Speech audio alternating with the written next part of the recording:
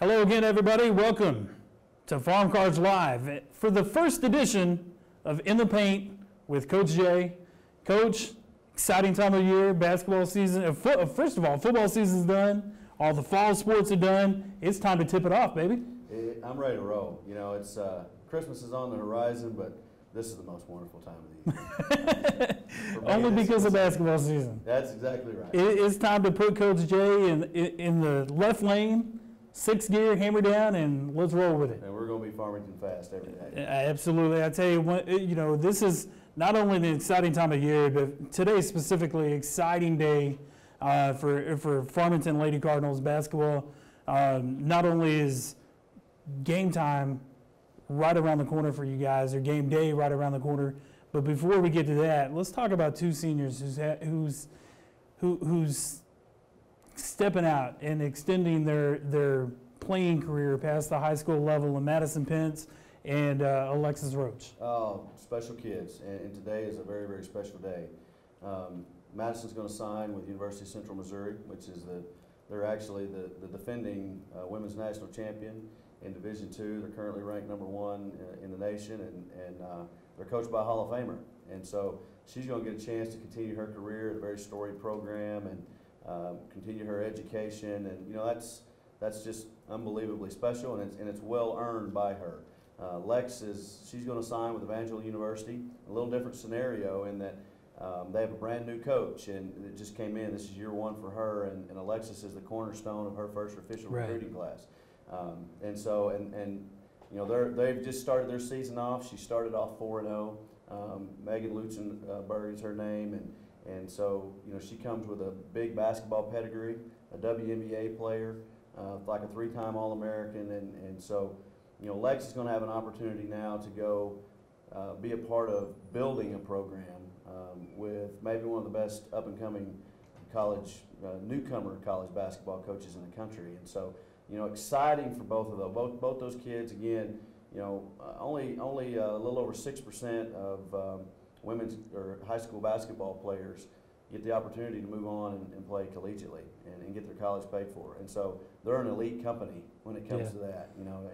And what a special day it's going to be for them, for their teammates, for their families, and for our program in general. And for our community. I mean, and you talk about those two individuals, you know, even though Lex has only been here all of last year and then this year. You know, coming from Siloam Springs, she did, you know, it may have been the 6th or 7th person off the bench, and then coming through here and then seeing what she's added to an already strong team going into last year, and then seeing that carrying over, getting ready to see what carries over this year.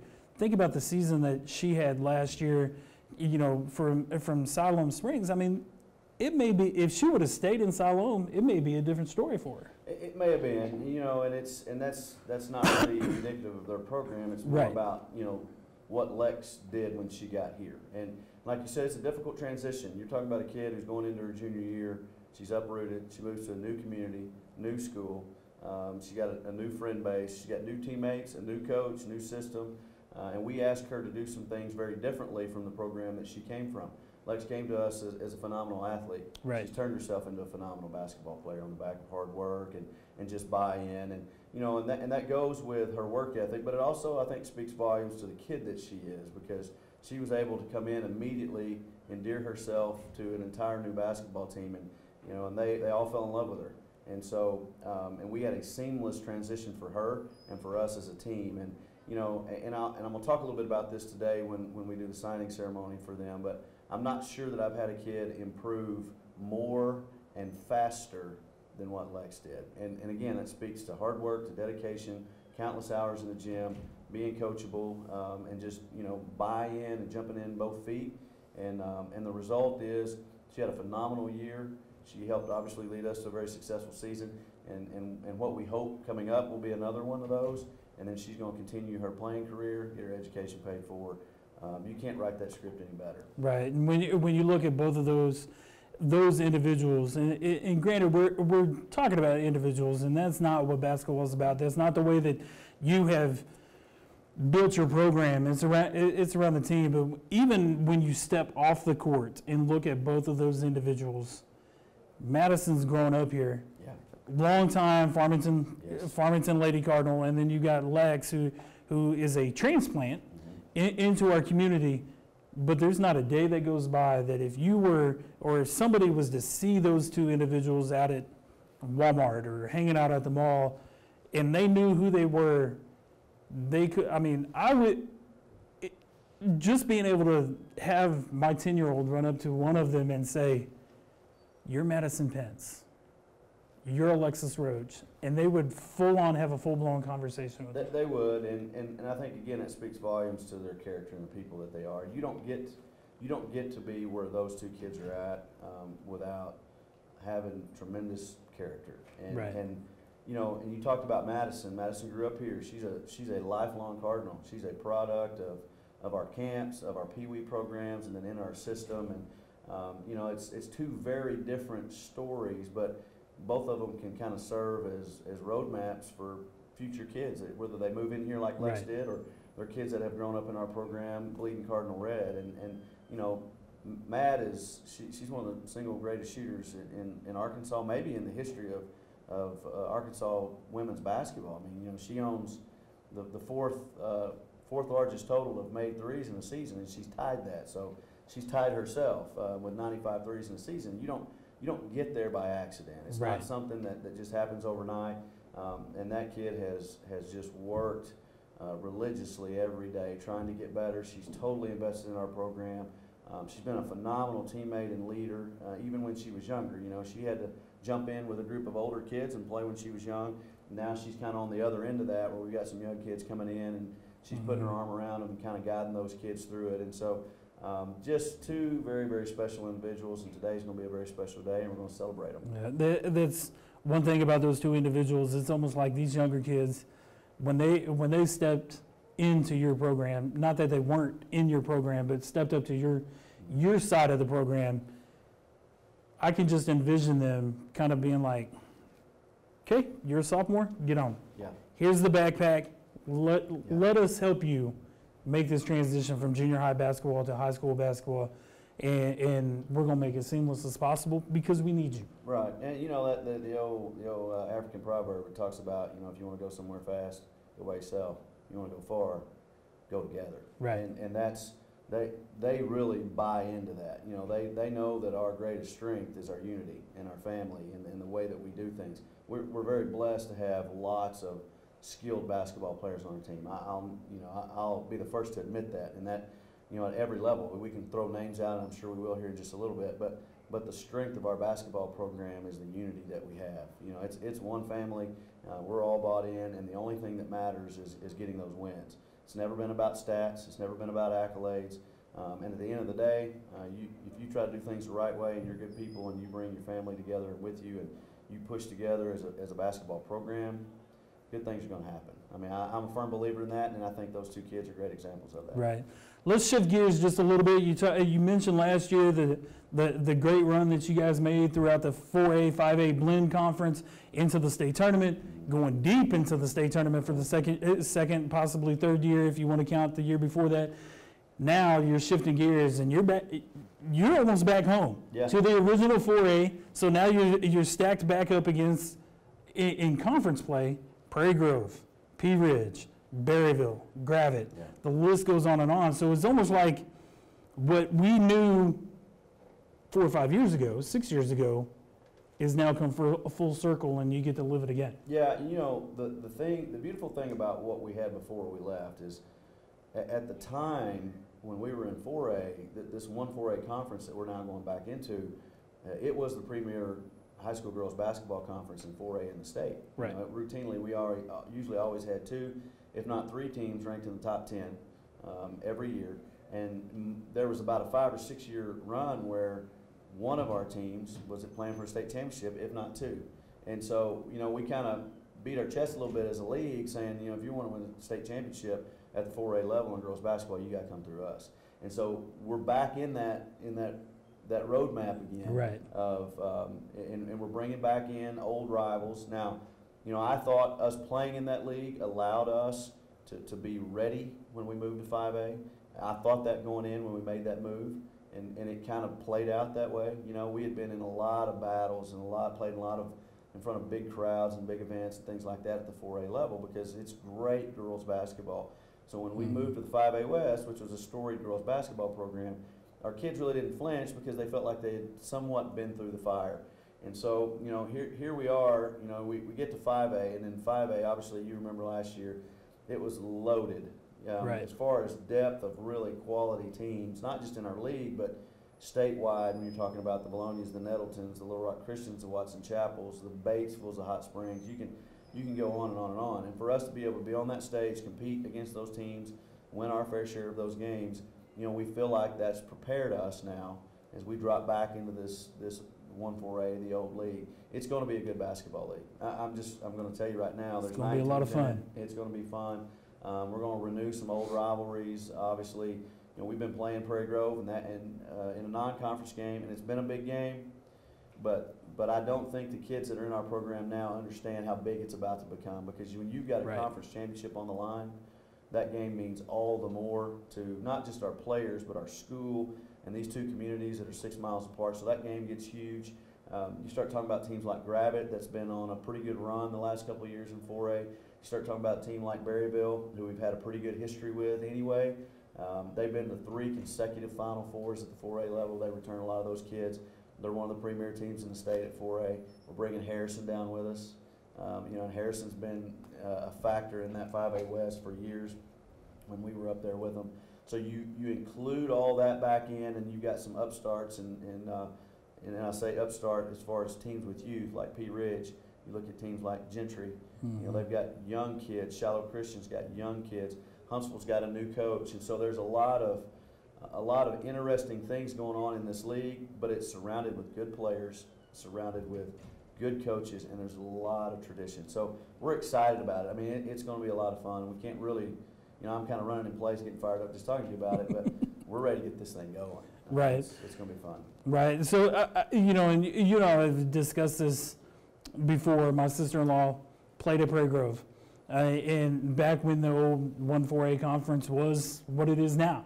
And I remember her going through that conference and then fighting for a conference tournament, and then getting into the state playoffs. And then you look at regional aspect-wise, and right down the road, 45 minutes, 47, 50 minutes away from here, you got the Ozark Lady Hillbillies there as well. So it's not just the conference. It then starts expanding a little south, and then it gets further, and then you've got potentially a whole mess on your hands if you're not careful. It could be. Ozark's very storied tradition. They'll be in the region. Pottsville's another team, been back-to-back Final Fours. They're in our region. Morrilton dropped down with all the kids that they had from 5A last year, and they were a factor in the 5A West. Right. They got all those kids back. Clarksville was a state tournament team in 5A. They've got all their kids back. They came down too, so that's the lower half of the region. It is a state tournament stacked region. The thing about that is it's probably 7, maybe 8 state caliber worthy teams. As far as being in the state tournament, only 4 of them can go. So somebody's going to get left home, you know, and you've got to be able to bring your A game. And when you start looking across the state, teams like Batesville, loaded. You get down in the central part of the state with Pulaski Academy, who we have an early season non-conference game coming up with. You look at Star City, you look at Stuttgart, you look at East End. You start talking about those type of teams. You get out east, you talk about Brooklyn.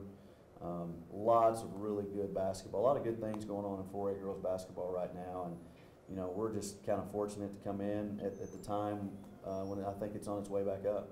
Right. So let's talk about your team. Let's start off with the senior class that you have. It would be, how would you compare this year's senior class to your senior classes in the past? I know, you know, from my standpoint, being here for 3 years, it'd be hard pressed for me to say, well, you know, this senior class kind of topples that senior class just a little bit. Not so much just from the playing aspect, but just from overall dimension, their character, what they do on the field or on the court, what they do off the court, what they do in the community. Right. But I mean, it's something that you like to build inside your program, and what everybody knows that's what Lady Cardinal Basketball is about. Well, You know, and I hate to compare classes because I love every one of them, and I think everyone is unique. The one thing I will say that I think is very special about this group, they're small in numbers. I mean, we've got, you know, 5 of those kids, but they're extremely versatile. And I think when you start talking about describe them with one word, versatility is something that immediately comes to mind, because you got kids that can play multiple positions offensively, they can guard multiple positions defensively. They're winners. You know, all they've really known is winning, kind of on the way up.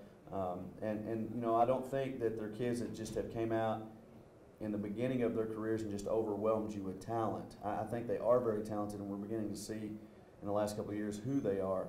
But what they've always built themselves on is that blue-collar work ethic and just being versatile in what they do. And so that's what they bring to the table. And when you talk about, you know, obviously we've talked about Lex and we've talked about Mad, but when you start talking about a kid like Anthea Jones, who has played so many roles for us throughout her career. She's started for me in a Final Four game. Last year she came off the bench for us. She's a lockdown defender. She's a kid's got a nose for the ball, rebounding. She's just going to do the things that you've got to have to win basketball games. You talk about Eliza Ball. Ball comes in and she brings a level of toughness. She's just kind of got that grit about her. You know, I made a comment in practice the other day, Eliza Ball's the meanest kid that we've ever had in our program. And that's not true. She's one of the sweetest kids we've ever had, but when the light switch comes on in a game, Ball's going to do anything that it takes to beat you. And she doesn't care whether she's in that starting lineup coming off the bench. She's going to factor in wins and losses every single night out. And then, you know, and we have to throw Amelia Fuqua in there. People don't know about Few a bunch as far as playing a large amount of minutes at the varsity level. But as far as what she brings to practice and with her vocal leadership every day, we've maybe not ever had a better one.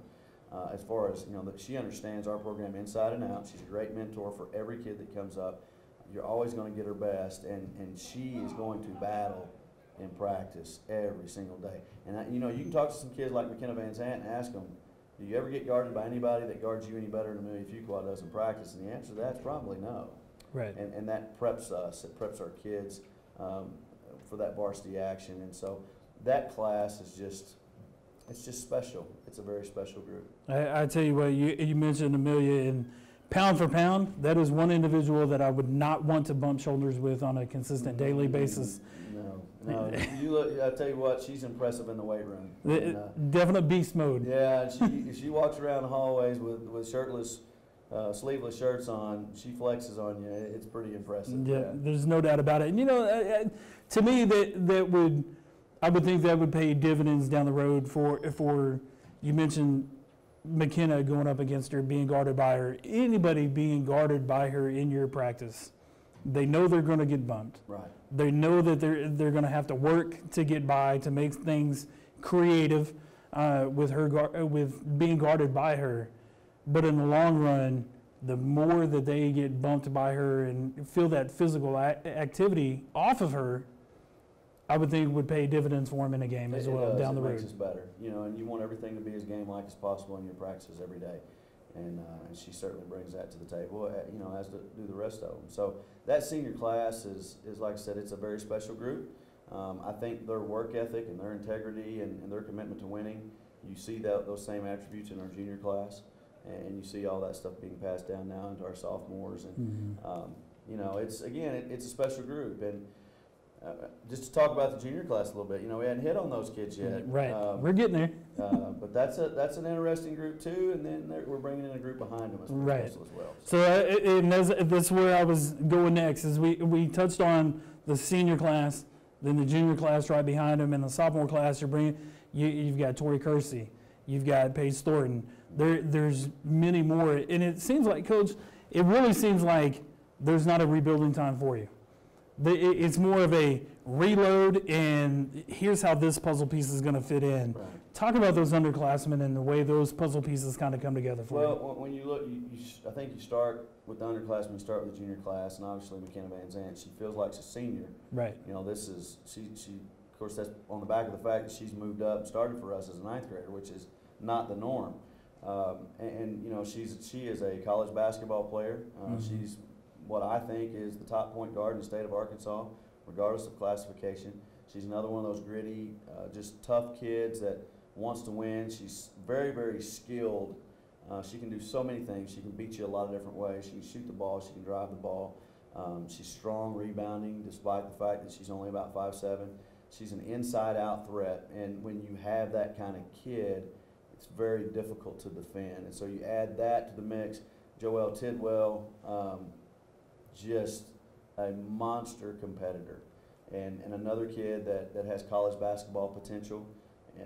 You know, she's 5'9", plays more like she's about 6'2". She's going to be a kid that always plays up above the backboard. She's going to challenge shots. She's going to go after every rebound.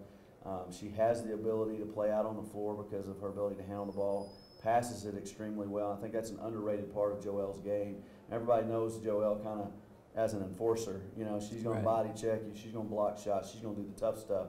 But there's a skill element to her game that's probably underrated because she can shoot it. She can take you off the bounce. She can do a lot of things. Very intelligent kid. Audrey Culpepper had her coming out party as a sophomore. No another doubt. 5'10" kid, can really shoot the basketball. And we've worked really hard with Aud to try to kind of develop other aspects of her game, give her some stuff on the low block, post up, spin moves. And so you're going to see some things, that progression of her game this year that maybe, you know, last year she was known as a long, lanky shooter. There's more to that kid. And her ability to be disruptive on the defensive end is going to be something that's going to pay off for us, you know, going forward as well. So, you know, those three, you got to throw in Casey Drain on that. You know, now let's talk about your scrappers. Yeah, I like to call her and Earnhardt our ankle biters. You know, they're all of about 5'3", really, really scrappy kids. And you know, Case has really kind of changed her game from kind of being the little kid on the block to being she's just kind of taking on this role. I'm just going to try to be tougher than you. She's lived in the weight room.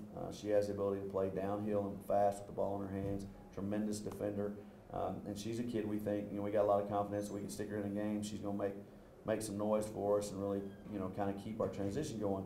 But we also think, projecting ahead, even as a senior, that she's a kid that can factor in that rotation because of what she does on the defensive end.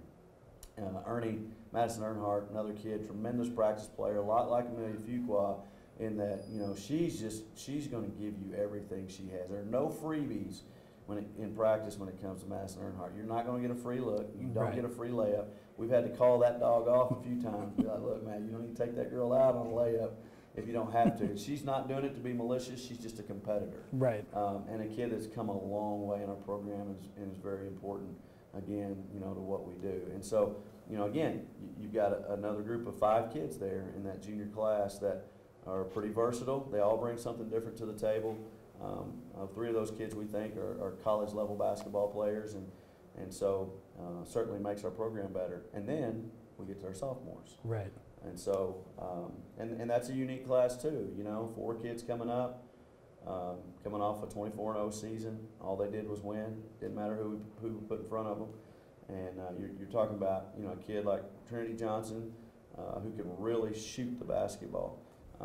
You know, our practices right now are a lot of fun because we have lots of kids that can really shoot it, and she comes in and she can shoot it about as good as anybody.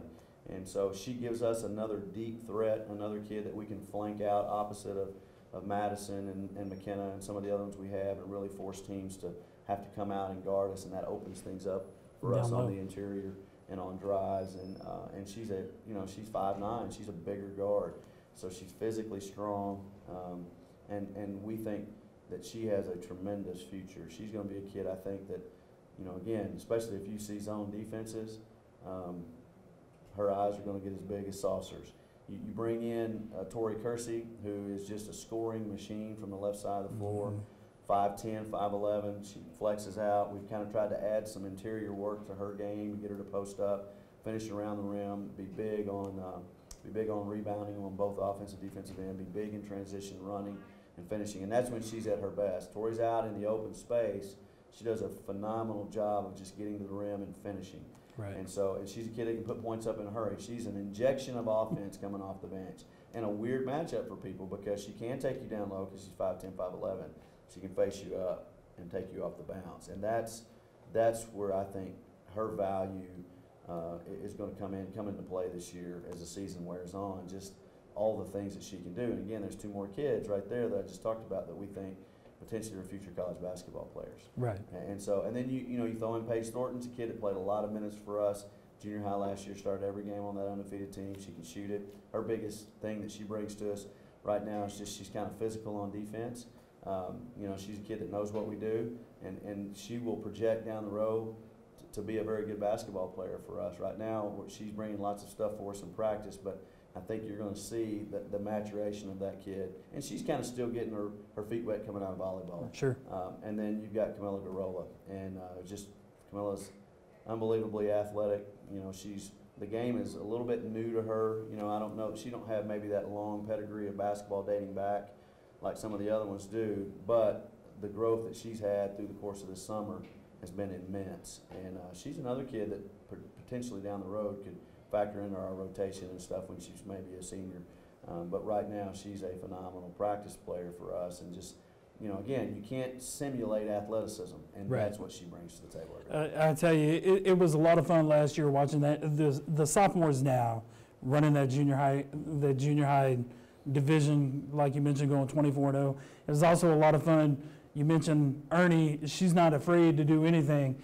I remember last year against Valonia, and you know, being 5'3", you would think, and as little as she is, you would think that she would be a little hesitant to do some crazy things. Yeah. She doesn't care. She was down low on the block, posting up a 6'4" post player from Valonia. I believe it was Valonia, and she didn't care. She just got low, got big, and said, "Come on, let's go." And then Trinity, you mentioned her shot. I was talking to, I believe it was Casey from tip-off and that sort of thing, and she, at one point in time, Casey mentioned just how quick that shot that Trinity has. It was almost like she would receive a pass with the left hand and throw it to her right hand, and it was gone. And she said, and I turn around and hit the bottom of the net. Got to be a good problem for you to have. Yeah, it is. It's a good problem to have, and you know, we again, it speaks to versatility, and I think the more versatile you are as a basketball team, the better you're going to be. The beauty about all those kids, though, you know, at the end of the day, they're not worried about the number of shots. They're not worried about what their points per game is. I think if you brought any one of those kids up and asked them, hey, how many points did you average last year? They don't have a clue. Now, they can tell you how many they won. Right. And that's an important characteristic, I think, to winning basketball and that type of culture. And you know, it's pretty special for me and Coach Hope, Coach McCullough, and Coach Jones and our staff to be able to work with kids like that. They're just bought in. It's all about us. It's all about we. It's not about me individually. And I think, again, the strength of our team is our unity. And so we got versatility. We've got some unity, and you know, I think the sky's the limit for this basketball team. They care about one thing, it seems to me, that emblem that's on your chest. That's exactly right. So we talked about your group, we talked about previous season, we talked about the seniors. I have my personal feelings. We've discussed that about how this season's going to turn out. I'm not going to say that on air because I don't want to jinx anything as of now, but you know where I stand as far as that goes. When it comes down to the conference season, and it comes down to the nuts and bolts about everything and that sort of thing, if you were to pin mark or circle a game on your schedule and say, this game could turn the season, or this game is the game that I'm looking forward to for whatever reason. May not be that game may decide the you know, state tournament, the conference seeding for the tournament or anything like that, but this is the game that you're looking forward to most. Conference season. Conference. You know, I think there's two right now that loom really large, and with me saying that, there's a lot of games on that schedule that I think are important. I don't think, as I look at this conference, I don't think there's any nights where you can take a night off. I think if you don't go play well, you're going to get beat, especially on the road, because traditionally the 1-4A, they protect their home courts extremely well. Obviously, Prairie Grove is a monster game every year. It's a conference rival. There's a lot of tradition there, two very storied programs. Coach Froud and I have known each other for a long time, went to college together, and so there's a lot of rivalry. There's a lot of friendly rivalry in that, but that is always a big game because Prairie Grove always factors into the conference championship. No matter what league they're in, they're going to be a factor. Obviously, when you start looking beyond our natural rivalry, you have to talk about Berryville. You know, 3 consecutive Final Fours. Right. We have 2 6-2 kids. You know, they have a college-bound post. They have at least 2 more guards, excuse me, on that team that I think are college-level players. And then when you add in that, they've got a couple of good young kids. They're very well coached. They have a history of winning. And when you factor all that in, you know, and they're a proud program. I told our kids that, you know, we don't walk into this league just because we came out of 5A and expect anybody to give us anything. There's lots of teams in this league that are very proud. You know, the last thing they want us to do is come in and have success. And oh, by the way, Berryville's sitting over there, and they've kind of ran the show in the 1-4A for the last 3 years. And they've had a stranglehold on it. And if you think for 1 second that they're going to allow us to walk in and just kind of move out of the way, that is not their mentality at all. And so it will be that game has a chance to have lots of big implications. Now, with that said, we've got to do our part. Right. And we've got to live up to the standards that we've set for ourselves. And it's not really about what the media says or the expectations of everybody around us. It's really about the standard that we set for ourselves every day, and we've got to work to that end. We've got to embrace that process of trying to be the best version of ourselves every single day in practice. We can't take days off. The minute details have to matter because, and we talk about this in practice all the time, the difference between good and great is very small. It really is, and there's lots of teams that can be good. There's a select few that can be great, and a lot of times that's based on your attention to detail and the little things, and all that stuff matters, and that's why your practices have to be high level, they have to be intense, they have to be game-like, and you've got to be committed to working in practice with a team and then putting in some extra time in the gym on your own, even when it's January, even when you feel like you're beat up, even when the season's wore on. So we've got to do our part along the way. But I do think those are 2 games that just stand out to me right off the bat. And but with that said, geez, every game in 1-4A it's going to be you better bring your lunch and go to work. Right, Coach. It'll be an exciting season. Appreciate the time today. Looking forward to the season. And what do you say we just kind of do a weekly preview as the season goes on? You good with it? I'm for it. All right, Coach. I appreciate it, folks. That's gonna do it for now. In a moment, we'll do the same thing, only on the boys' side. I'll be joined alongside Bo Thompson here just shortly.